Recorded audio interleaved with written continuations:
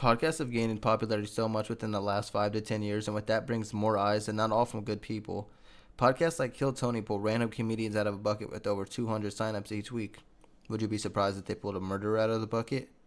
Or the Legion of Skanks podcast is live each week with the crowd sitting behind them rather than in front. Would you be surprised if someone in the crowd that they might have met and smoked joints with was a murderer? Or what if Joe Rogan and Jaime didn't fully vet a guest and turned out he's a psychotic killer? Today we'll be talking about 3 instances of podcasts meeting killers. Kill Tony and Gareth Pursehouse.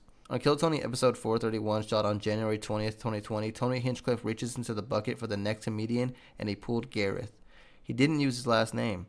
Gareth comes up and he does his 1 minute of comedy. It goes pretty badly, mainly because his jokes focused on roasting the crew, including Tony. Also on his last joke, he went 20 seconds over the 1 minute mark. I'd cut him some slack because it was his second time on stage and doing comedy, but he's a killer, so nah. The interview was nothing special, and even the guest Moshe Kasher joked that he had the worst Kill Tony set of all time. Gareth did mention that he brought a hot date to the show, which must be a crazy feeling for her when she found out that he was the killer. Because a week later on a Saturday around 1:15 a.m., Gareth broke into the home of his ex and the former fiancée of Drew Carey, Amy Harwick, and killed her. He was arrested later that day around 4:30 p.m., and Amy had previously filed for a restraining order against Gareth, but sadly it didn't do anything to stop him. May she rest in peace. Put your hands together for your next comedian, Gareth. Is Gareth here? Just one word, Gareth? That's interesting. Here he is. One more time for Gareth, everybody. Come on. Hello, everybody. All right, let me spin around this. There we go. Well, thank you very much. It's great to be here in all the best parts of entertainment. We've got most of a band. We've got morning radio sound effects, sometimes a full band when a toy kazoo comes from the ground, raises from the grave, takes over Tony and starts singing. It's wonderful. It's a wonderful time. I think he froze. So back to popular.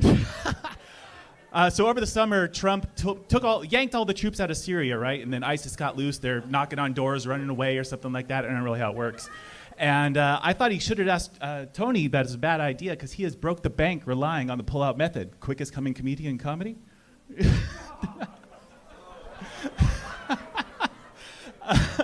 Anyway, so I have bad news for the entertainers over there. Is that okay? Okay.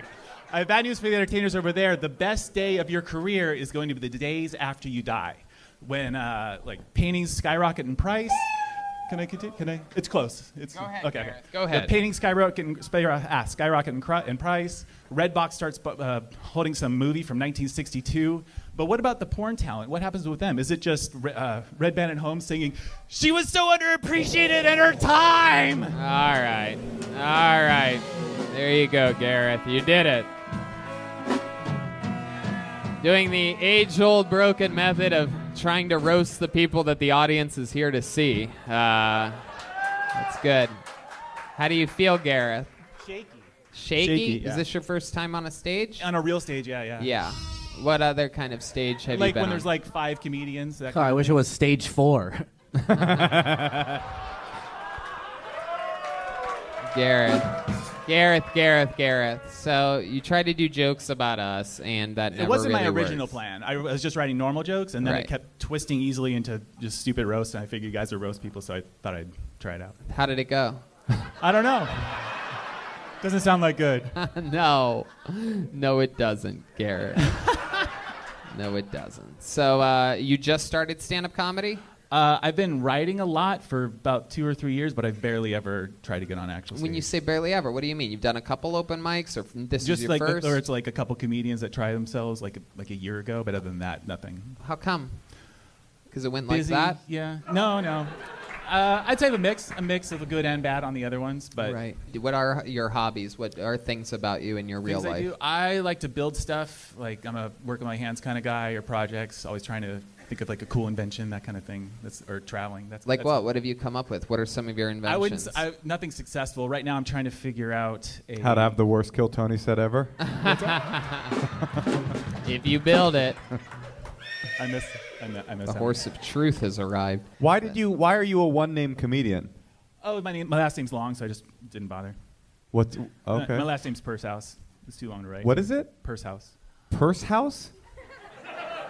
Wow. Too long to write, huh? It's 2 words we all know.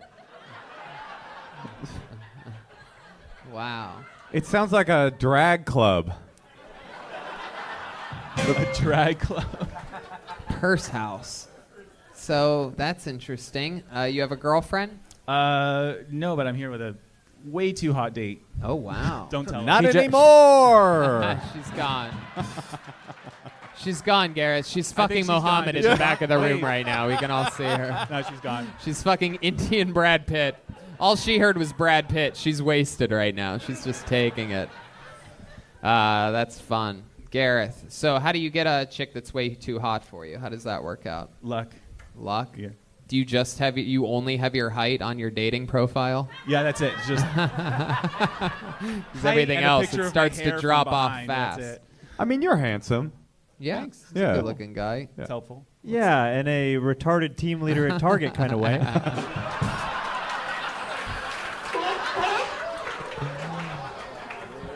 I love it. Like fucking. He looks like if Clark Kent went into a phone booth just to call his grandmother.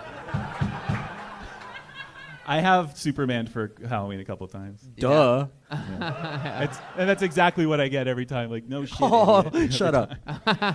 Garrett. The whole I'm the drunk. Whole, I the swear to whole- God, send me drinks, everybody. All right. The whole unit gets defensive when people take shots with their 60 seconds. Yeah, no, I like what you guys do. I just thought it'd be fun, but You're a fan of the show? You ever watch it or listen yeah, to I've it? come here a couple of times, but of course I cut up here the date. I have Give a us an date. example of a joke you were going to say before we all lost respect for you. I'd Just have do to. one normal joke. I don't have everything. Your remembered. best joke. My best. Yeah, I don't Come have on. my stuff memorized. Come on. You have one fucking joke that doesn't have to do with me or Red Band or whatever you did. I had one today where I've been told by I was talking to an ex from a long time ago, and she told me that before. Talking to a what? I was talking to an ex, Uh-huh. and she told me that when we first met, she thought she thought my personality meant I had a small dick. And then I talked to another ex, and she told me the same exact thing. And I just want to make it perfectly clear right now that my dick size is private. Wow. There What you a go. wild swing you took on. Don't boo him. I What a don't- wild. I don't have any memory. Yeah. What a wild swing you took bringing up hot date for the first time to this. Just like, I hope I'm any good at stand-up comedy. She's a real hot date now because she just lit herself on fire in the corner there. I can see. It's the hottest date, dude. Well, I'm really glad you came up here because I didn't think it was possible for me to hate a man as much as I hate my husband. Well, Gareth, you gave it a shot. I would love to see you come back sometime if this is something that you actually think that you might enjoy doing when it goes well. Yeah, I write literally constantly. I just don't memorize it. Right. I'm pretty sure the first kid to use the phrase "I'm way to go Einstein" was a bully on the playground. Way to go, Einstein. Yeah, I He's don't a know. bully on a Stupid joke. playground. But why? Why would that? Why would that bully? A bully on the playground in 1880. So Okay, so that makes Yeah. that's so important to the joke. Yeah, it didn't work. Didn't work. I mean, I don't think it would have made it work, but it would have made it make sense. Yeah. I wish. I would say that joke is 2% there. Hey, milkman. All right, there goes Gareth, everybody. We're going to keep moving. There goes Gareth. There we go. Joe Rogan and Sheldon Johnson. On the Joe Rogan Experience episode 2096, Joe had on Josh Dubin and Sheldon Johnson as a guest. Josh has been on the show 6 times before this, and it's because he's a lawyer that works with convicts that have been wrongfully charged. Up to that point, he had brought 3 different victims of wrongful charges onto the show, all with different stories, but Sheldon was different this time because instead of being innocent, he was actually guilty and was just released less than a year prior after serving 25 years for 2 violent armed robberies in New York. But Josh's reason of bringing him onto the show because he believed Sheldon wasn't deserving of the 25 years he received and wanted to shine a light on similar situations as his. To give you some backlight on Sheldon, he grew up in a bad environment full of drugs and poverty. His mom, dad, sister, and aunt were all deaf, and when he was just a boy, his dad would take him on drug deals to make things easier communication-wise. By the age of 12, Sheldon started working as a lookout for bigger drug dealers and slowly worked his way up the ranks. He spent most of his teens at Riker Island, and by the age of 21, he was fully in the life of a criminal, to the point he started committing robberies and whatnot. Eventually, Sheldon was arrested for the 2 armed robberies I mentioned earlier and received 50 years, in which Josh believed was too much due to the fact that only one person had received minor injuries and said he wasn't the one that caused them. While in prison, Sheldon had decided he couldn't live like this anymore and began a prison journal. He wrote a letter to his younger self and used it as a way to look at the wrongs he's done in the eyes and make changes to the ways he went about things. While in prison, Sheldon began self-educating and he went on to get a GED and then a bachelor in behavioral science. He also began working in the law library and realized he had a special knack for complicated situations like case law, so he began helping free prisoners. He had become a model prisoner and even Vice started advocating for him to be freed. After serving 25 of the 50-year sentence, he was released.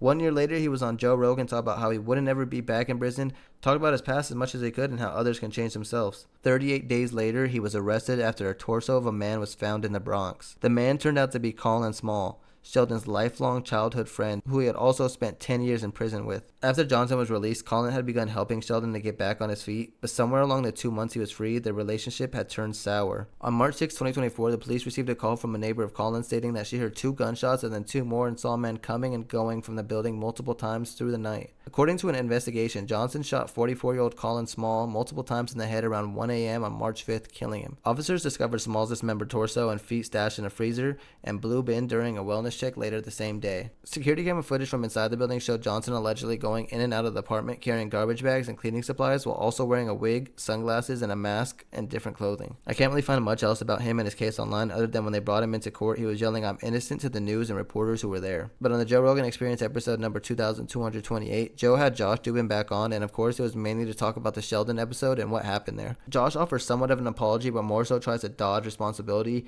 even though he was originally kind of trying to make it his claim to fame. Josh explains where he thinks he went wrong and how he feels he can improve in the future. And that's really just it. Welcome to the 6 o'clock news. We begin with a shocking arrest in the Bronx. A criminal justice advocate who spent time in prison before turning his life around, now facing murder charges after body parts were discovered inside 2 apartments. Fox 5's Linda Schmidt is live in the hybrid section of the Bronx with more on what we're learning about this suspect. Linda. That's right, and we are learning a lot here tonight. First of all, he claimed that he had turned his life around after spending most of his adult life in prison. In fact, last year, he started working for the Queens Public Defender's Office. Well, now he is accused of killing a man and then dismembering his body. 48-year-old Sheldon Johnson of Harlem is charged with murder and concealment of a human corpse. This is Johnson recently on Joe Rogan's podcast, talking about how he had turned his life around after a life of crime. He was working with troubled youth with the Queens Public Defender's Office. The shirt he is wearing says Queens Defenders. I got into school, I got my GED. From there, I got involved in correspondence courses. I started interacting with guys who were teaching ART, aggression replacement training, and I started to begin to understand how these concepts work, what positive visualization is, deep breathing, how to remove yourself, conflict resolution. Well, police say Johnson's life of crime apparently was not over. He is accused of shooting 44-year-old Colin Small in the head in Small's 6th-floor apartment on Summit Avenue and then dismembering his body. Detectives combing over potential evidence again today. Inside the apartment in the High Bridge section of the Bronx, a law enforcement source says they found a man's torso and 2 feet in a plastic storage bin. Investigators also found the victim's head, legs, and 1 arm in Johnson's freezer in his apartment building in Harlem. The superintendent of the victim's apartment building saying a neighbor heard gunshots, and surveillance video tells the story. The tenant of the apartment, he came in, he never came out. So I called police because it's suspicious. The super providing me with these surveillance pictures inside the building that allegedly show Johnson carrying bags in and out of the apartment building the day of the murder and changing his clothes several times, as well as wearing disguises. And also tonight, a law enforcement source telling me the 2 men, the suspect and the victim, they knew each other from prison. I also reached out to the Queens Public Defender's Office since that's where Mr. Johnson had been working, but they had no comment. Back inside to you. Legion of Skanks and James Twimman. This one's a little different than the other 2 I mentioned because this guy wasn't technically formally on the podcast until after he did the murders, but before that he was in the crowd for a bunch of episodes. James Twimman was an aspiring comedian that had dreams of making it onto SNL. He was very plugged into the comedy scene and had started to make a small name for himself, especially in the New York comedy scene, to the point that he would hang around comedy clubs and basically anywhere alike. James decided to check out the Legion of Skanks one day after it became a live show with a crowd and became an instant fan and would start showing up on a weekly basis. He would even hang around the host after the show would end and talk comedy with them to the point that they were comfortable enough to smoke together. James was slowly starting to live his dream. He was making friends in comedy, getting his name out there as much as he could, and even was on the set for SNL. Things were looking up, but on October 9th, 2016, Twimman's mother mother, Olive Twimman, was found dead in her Shore Drive area condo. The state chief's medical examiner's office ruled that she died from a cut to her neck. Jay Twimman had moved back with his mother about 6 months before she was killed, according to the neighbors. He was arrested in New York City 4 days after her body was discovered. Before his arrest, Twimman worked in title insurance, and in August 2015, he was charged in Norfolk with threatening to kill or cause bodily injury by letter or electronic communications. He had posted a photo of a bank president who he knew through his work in title insurance on Facebook with the caption, "Kill him," along with an expletive. On August 27, 2017, Twimman pleaded insanity to the murder of his mother due to a psychologist finding that Twimman suffered from a major mental illness that made him incapable of understanding the nature, character, and consequences of his actions at the time the offenses were committed, according to a stipulation of facts submitted into evidence. Assistant Public Defender Annette Miller said Twimman and his mother had a great relationship and that there had been no argument between the two the day of the murder. No defensive wounds were found on Olive Twimman's body, the stipulation said. There was no reason that this should have happened other than mental health issues, Miller stated. Prosecutors did not challenge the psychologist's findings, and Circuit Judge Thomas Padrick accepted the insanity pleas. The judge ordered that Twimman be sent to a state psychiatric hospital for treatment and further evaluations. I can't find the exact release date, but he was eventually freed, but will be on parole for the rest of his life. During the whole process of this, Twimman kept up with Doug Stanhope about everything and would actually make appearance on the Doug Stanhope podcast number 334, so you thought you were going to do SNL. During the podcast, they talk about James' life before the killing, what made him break, and everything afterwards up to that point. But on Legion of Skanks episode number 523, James would make his most formal appearance on the podcast. Doug Stanhope was the guest, and like I said, he kept up with Twimman throughout the whole process, so of course it gets brought up, and they spend a few minutes talking and riffing on it until Doug decides to give James a call. They spend the duration of the call catching up with each other and making jokes throughout. The call only lasted around 3 to 4 minutes, so nothing too special or crazy was stated, but nonetheless, it still was wild that they called him and technically had him on. Let's see. Hey, can you hear? Yeah, I can hear. What's up? Can you guys hear? You're on Legion of Skanks. Oh, nice. Jay Twimman. I don't know if he's gonna be able to hear us. Can he? Oh, he can. Whoa. Oh, he's got my. Like I'm talking to Edward Scissorhands. How you doing, Lewis? What's up, doggy? What's going on, dude? We're all here at the creek waiting for you. You haven't showed in years. I just showed him your Employee of the Month picture. Oh, nice. Hell yeah, dude. This does feel like we're talking to an old friend. It does. We're glad to hear that you're doing well. I appreciate that. That means a lot from you guys. I appreciate that very much. Hell yeah. We're all rooting for you. Good news is you can't do it again, technically. I know. No. Wyman's a fucking strong dude, man. He's yeah. He's doing his best to get better every day. I am. Unfortunately, he still tries to do stand-up. Yes, I am still trying to do stand-up, and that's the most offensive thing you've ever attempted. I know. I'm becoming a little more honest, which is good, and less jokey. So that's good. For stand-up, that's good. It's a wash either way. I fuck with you, James. He runs open mics at the mental hospital every here and again. I bet no one complains about their time. We just had a talent show last month, and we're going to have another one this month, and it's a lot of fun, actually. Wyman, do you talk about the incident on stage? I don't. I've tried to a couple times. I wouldn't open with it. Like, boo? Should we boo him? I don't know how to react to this. I'd get him laughing a little bit first. I wouldn't even close with it. I would leave the stage at the end and go do it from the voice of God, Mike. Hey, if you guys walk out, I want you to know you just laughed at a guy who's done some pretty crazy shit. Last time I played where he is in the Southeast, he got a pass and he came out with a couple of his doctors and hung out at the show. And I think I made some kind of references to him. You know, when you have someone in the room, when fucking Depp was at a show where I was doing 2 shows. I was like doing one just to him because I couldn't call it. Same with Twimman. I'm like, all right, I'm doing some of these jokes just for Twimman. Sure. Killing your mother jokes that no one understood what I was talking about, but it was I just imagine him in the audience and he's strapped to one of those refrigerator fucking Hannibal Lecter, like a dolly. He's got a mask on. He's got chains around his arms. I think you know who I'm talking about. Doug's just crushing on stage, and then the doctors look over and realize he's gone. He's slipped out. Oh my god! You go out there and the fucking hostess girl's like splayed up like this, kissing down. All right, James. Unless anyone else has anything else. Nah, we'll make it up from here. I'll call me. You guys. Twimman, seriously, dude, we're glad to hear from you, man. When we read that whole story, we were both happy and horrified. So it's nice that you're out there, doing things and being better and overall in a better place. It's good to find out you're not mean and just batshit. That's cool.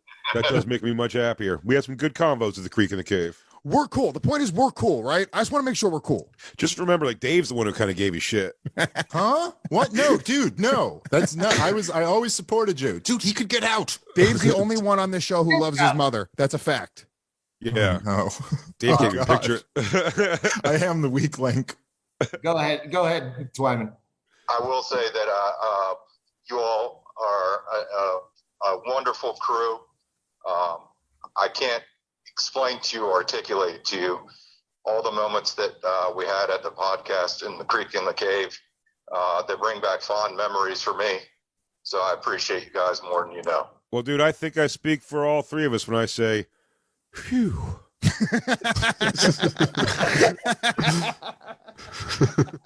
All right, James, I love you. Hell yeah, buddy. Thanks for calling in, man. Thank you, Jay. Oh, shit. But yeah, that's the 3 podcasts that had killers on or met killers. I'm not sure of the title yet. I didn't include the Stanhope podcast because the murder had already happened and he willingly brought him on. It wasn't really like a random or crazy event like the other 3 I mentioned, or at least in my opinion.